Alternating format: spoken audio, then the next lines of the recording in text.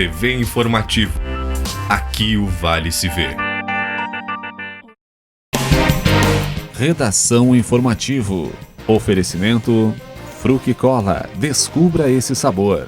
Unimed. Cuidar de você. Esse é o plano. Sicredi. Gente que coopera, cresce. E Lojas Dúlios. Aqui é fácil estar na moda.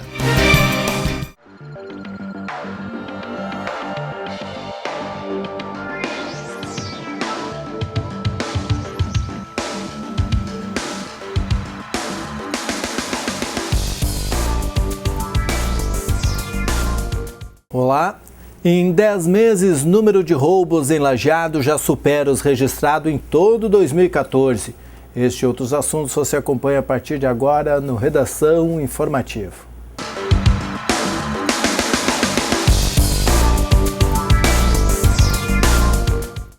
Um motoboy foi assaltado na noite da sexta-feira, quando ia fazer a entrega de uma pizza no bairro Montanha, em Lajeado. Ao chegar no endereço da encomenda, foi abordado por um homem armado que levou a motocicleta, uma Honda CG 160 Fan, de placa IWX 4259. O veículo, novo, havia sido comprado há cerca de 10 dias, justamente para ser utilizado no trabalho, mas transformou-se em dívida e incerteza. A vítima tem esperança de recuperar a motocicleta e instalar um dispositivo rastreador. Até lá, precisará trabalhar muito com o veículo alugado. O motoboy é uma das centenas de vítimas de assalto aqui em Lajeado neste ano. A Secretaria de Segurança Pública do Rio Grande do Sul divulgou o levantamento da criminalidade no estado entre janeiro e setembro. Lajeado registrou 313 roubos no período. Considerando ainda as ocorrências de outubro, o número já chega a 384. O índice é superior a todos os assaltos registrados no ano passado, que foram 355. E 3 apenados do Presídio Estadual de Lajeado fugiram da instituição por volta das 13h30 da madrugada desta terça-feira. O trio teria escapado pelo albergue durante a triagem. Um Vectra teria sido usado para o resgate dos detentos.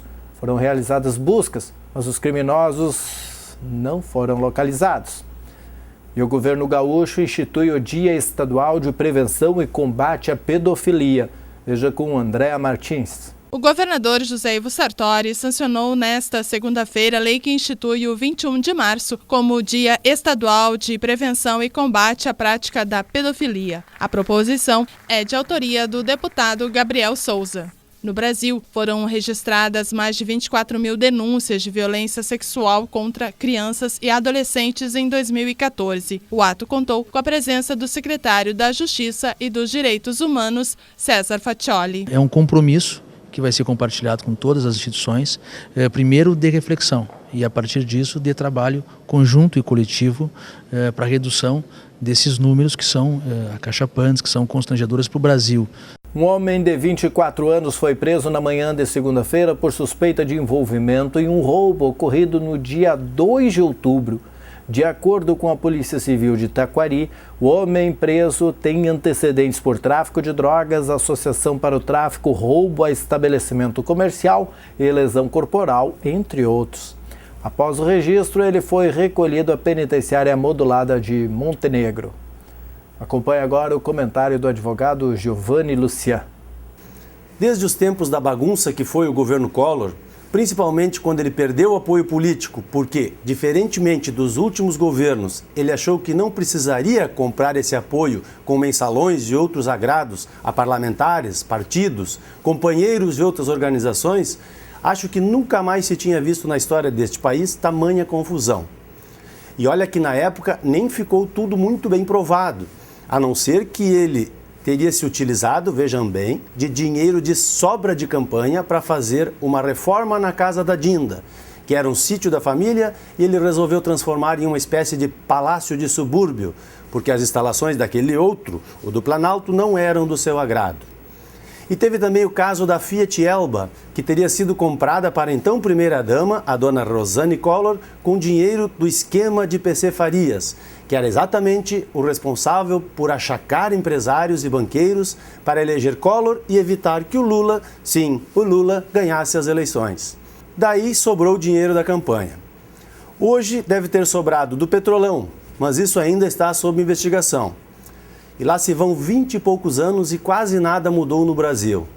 Pior que isso, muita coisa mudou para bem pior. Principalmente na política e nos governos, e na corrupção, que teima em andar junto de quase todos eles, em todos os seus níveis. Nem o gosto do Collor por carros de origem italiana mudou.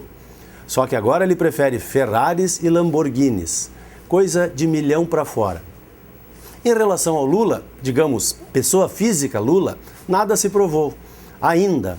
Mas não seria surpresa diante do fato de ele estar cercado por um já sem número de correligionários, companheiros de primeira linha, braços direitos e esquerdos, já condenados em todas as instâncias e cumprindo pena, como José Dirceu, José Genuíno, Delúbio Soares e outros mais recentes, que já podem sim serem considerados culpados porque já aceitaram colaborar com a justiça mediante o sistema de delação premiada. A Dilma vai ter que torcer muito para o Cerveró não falar muito do muito que dizem que ele sabe sobre as falcatruas da Petrobras. Muitas delas, inclusive a famosa compra da superfaturada refinaria de Pasadena, enquanto ela era nada mais nada menos que presidenta do Conselho de Administração da estatal, que hoje agoniza por conta exatamente da péssima gestão dos últimos anos. Agora tem o caso do Delcídio, que sem querer pode ter acabado ou diminuído as chances de os últimos políticos envolvidos obterem do STF as mesmas parcimônias que tiveram no caso do Mensalão. Só para lembrar, o episódio dos famosos embargos infringentes, que na prática julgaram alguns processos 2 vezes na mesma instância, absolvendo alguns e aliviando as penas de outros no final.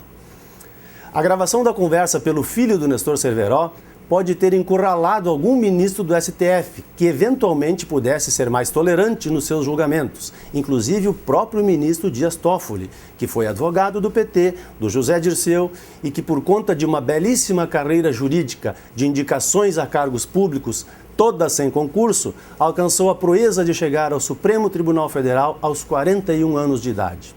Um verdadeiro menino prodígio. Espero sinceramente que desta vez ele tenha a dignidade de dar-se por impedido, caso eventualmente venha ter que participar do julgamento de algum ex-companheiro seu de trabalho por tantos locais públicos e partidários que ele andou ao longo de sua longa carreira. A mesma digna atitude poderia tomar o último a ingressar naquela corte, o ministro Fachin, que antes de ser premiado com o mais alto cargo da justiça brasileira, pediu votos abertamente para a então candidata Dilma. Acho que isso não é proibido, mas não é papel de um candidato a juiz ou a ministro, que para mim terá sempre a imparcialidade no mínimo questionável. Mas é difícil esperar que o povo e os políticos aprendam algumas lições com os incontáveis escândalos e crimes já provados contra alguns figurões.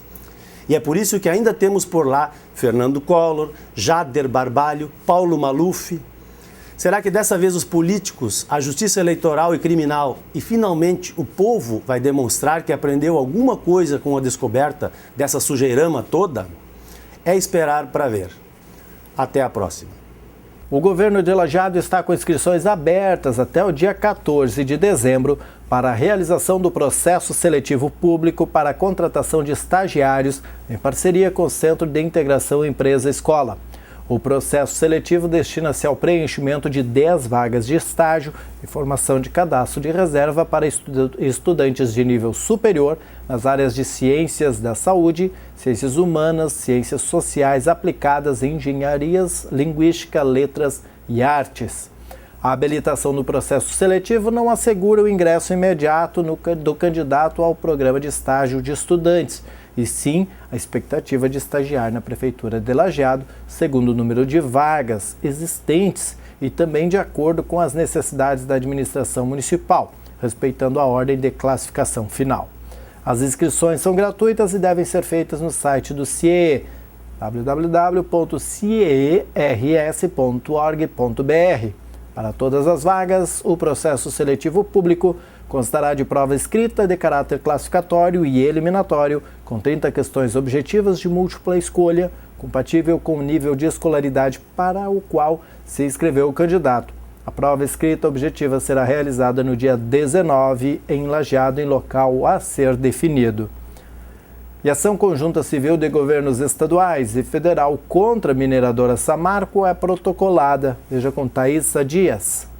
Foi protocolada agora há pouco a ação civil pública conjunta do governo federal e dos estados de Minas Gerais e Espírito Santo contra a mineradora Samarco e suas controladoras, as empresas Vale e BHP Billiton. A Advocacia Geral da União ajuizou o pedido de indenização de pelo menos 20 bilhões de reais pelos danos ambientais provocados pelo rompimento da barragem Fundão, em Mariana, em Minas Gerais. O objetivo é que esses recursos sejam utilizados na contenção dos impactos do vazamento de lama, na revitalização da bacia do Rio Doce e na indenização das pessoas afetadas pelo desastre. Em coletiva, na semana passada, a ministra do Meio Ambiente, Isabela Teixeira, e o advogado-geral da União, Luiz Inácio Adams, explicaram que a ação na Justiça pede que qualquer valor pago pelas mineradoras não seja direcionado para os cofres da União ou mesmo dos estados atingidos pelo desastre, mas sim para um fundo que deverá financiar exclusivamente as ações de reparação dos danos. O total de 20 bilhões de reais foi estimado com base em laudos técnicos, elaborados por órgãos como o IBAMA, o ICMBio e a Agência Nacional de Águas. Mas o valor pode aumentar ao longo do processo judicial, já que ainda não foram calculados os danos ambientais causados pela chegada da lama de mineração ao oceano. De Brasília, Thaísa Dias. Na manhã desta terça-feira, o auditório da Casa de Cultura recebeu um grupo que está construindo o Plano Municipal de Turismo. Participaram da reunião representantes da iniciativa privada, da Antor Valles, a secretária da Cultura e Turismo, Neca Dalmoro, além de munícipes.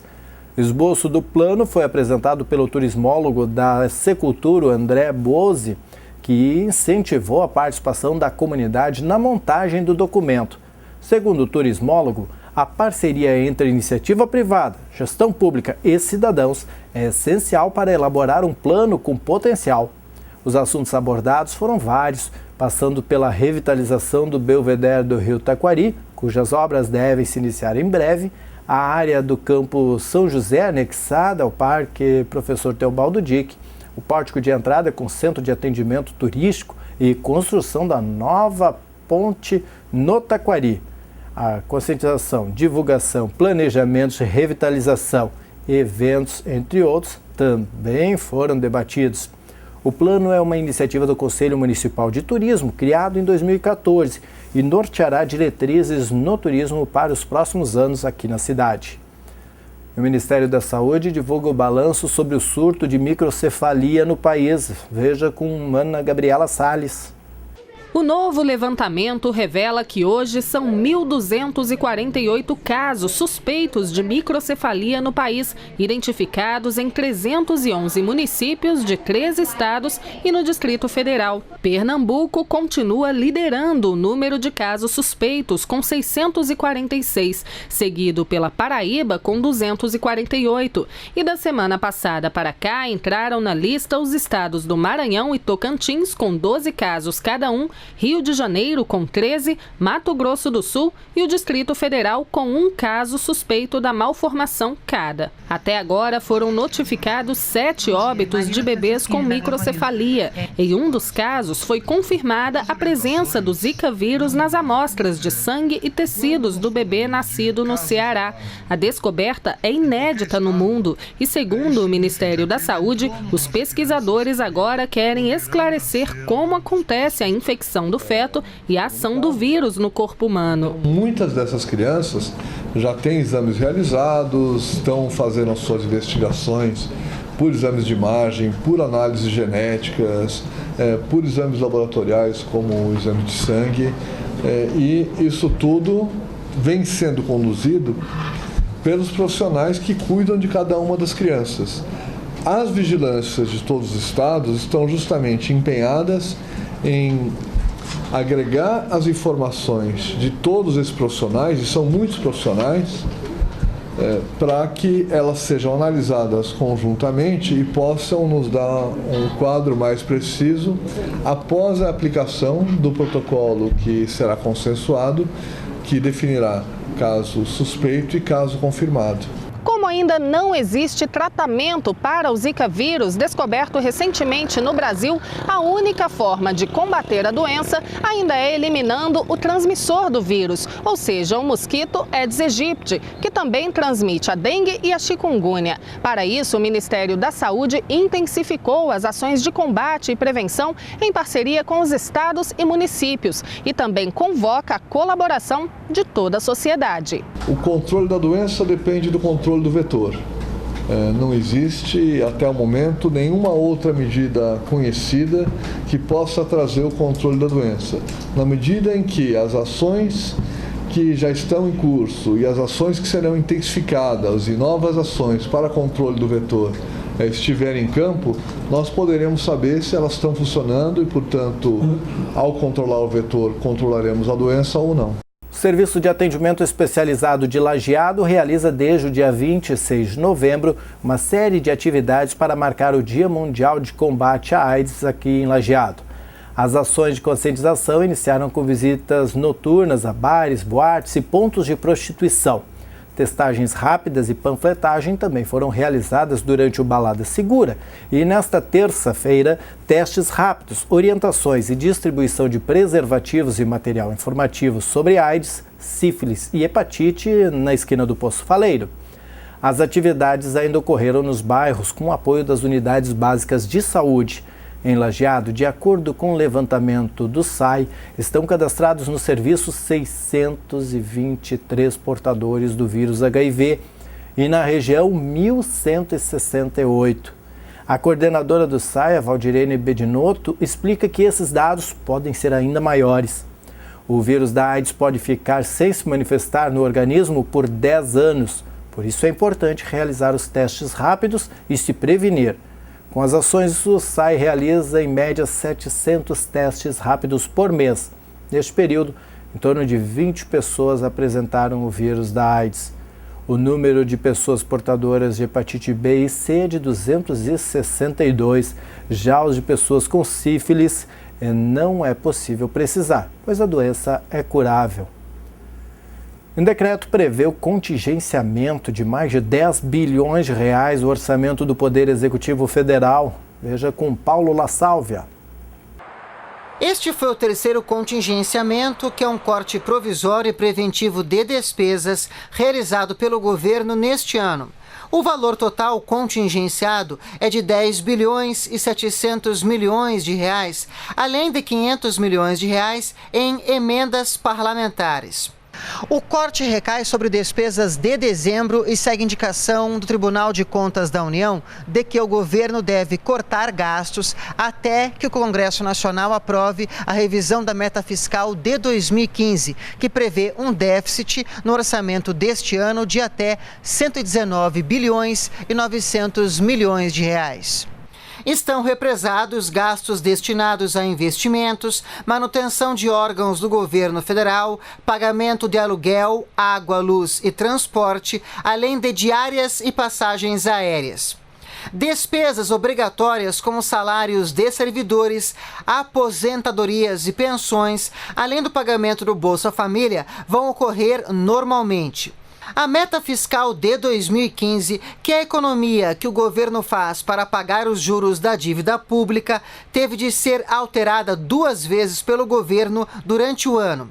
Os motivos foram a atividade econômica mais fraca e a diminuição de receitas. Com esse novo contingenciamento, o corte de gastos do governo neste ano pode superar 89 bilhões de reais. A semana é de treino e organização de malas para parte da Associação de Pais e Amigos dos Excepcionais.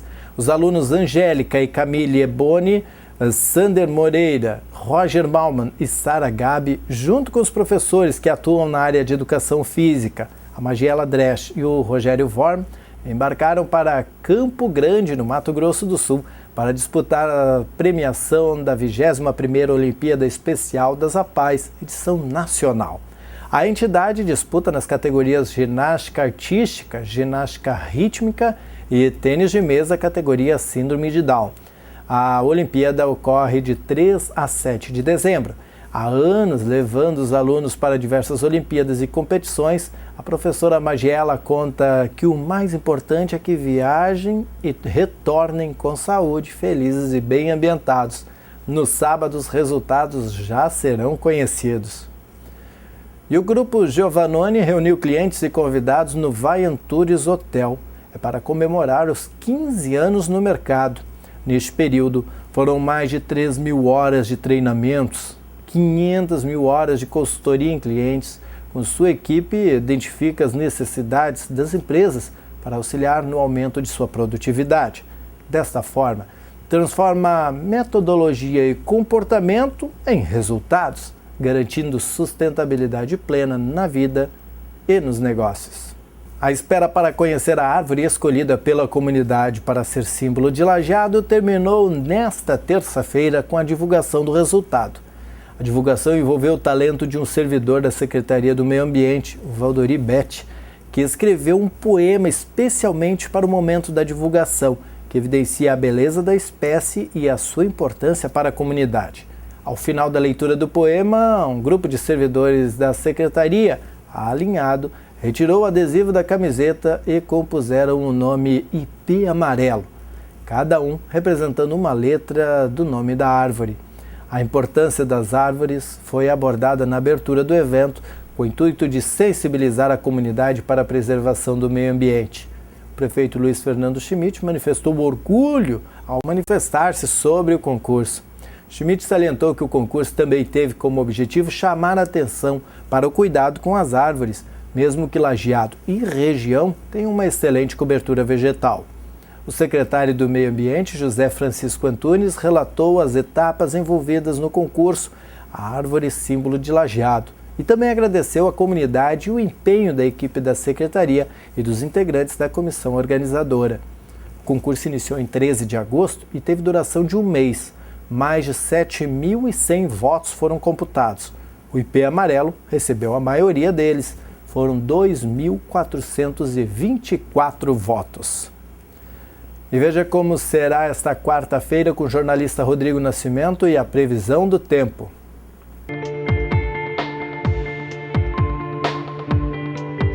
Olá, esse é o Boletim do Tempo para o Redação Informativo, com a previsão para esta quarta-feira no Rio Grande do Sul e também no Vale do Taquari.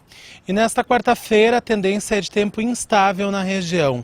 O sol até aparece nas primeiras horas do dia, mas a chuva vem logo em seguida. E ela intercala com períodos de nublado e chuva durante todo o dia, sendo que os volumes mais significativos, ou seja, a chuva mais forte, pode ocorrer do meio para o fim desta quarta-feira em todas as cidades. As temperaturas ficam mais ou menos estáveis e falando em temperaturas, vamos ver como é que fica aqui no Vale do Taquari. Em Lajeado, o dia amanhece com sol, mas a chuva aparece já nas primeiras horas da manhã. A mínima prevista é de 20 graus e a máxima alcança os 25 graus. Em Bom Retiro do Sul, o dia também amanhece com sol, mas a chuva pode ocorrer em qualquer momento. A mínima prevista é de 19 graus e a máxima alcança a casa dos 24 graus à tarde. Este foi então o Boletim do Tempo para o Redação Informativo. Nós voltamos na próxima edição do programa com a previsão completa aqui para a nossa região. E eu, é claro, espero por você. Até lá.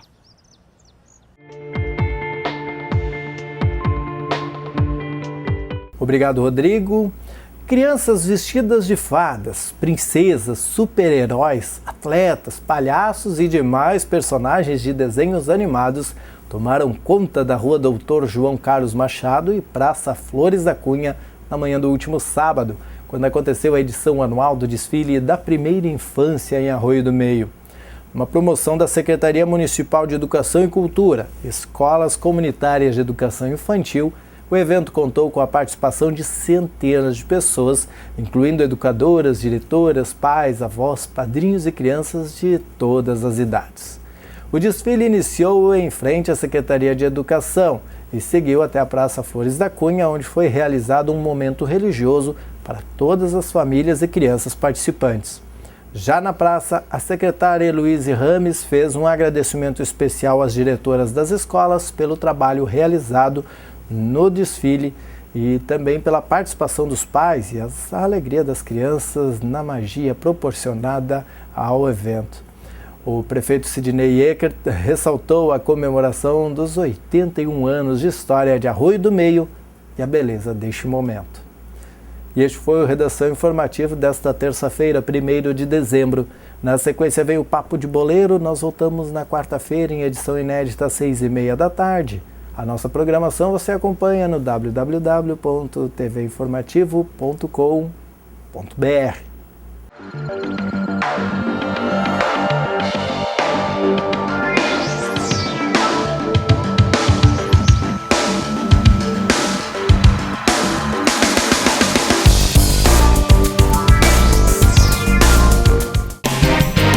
Redação Informativo. Oferecimento Fruc Cola. Descubra esse sabor. Unimed. Cuidar de você. Esse é o plano. Sicredi. Gente que coopera cresce. E Lojas Dulhos. Aqui é fácil estar na moda. TV Informativo. Aqui o Vale se vê.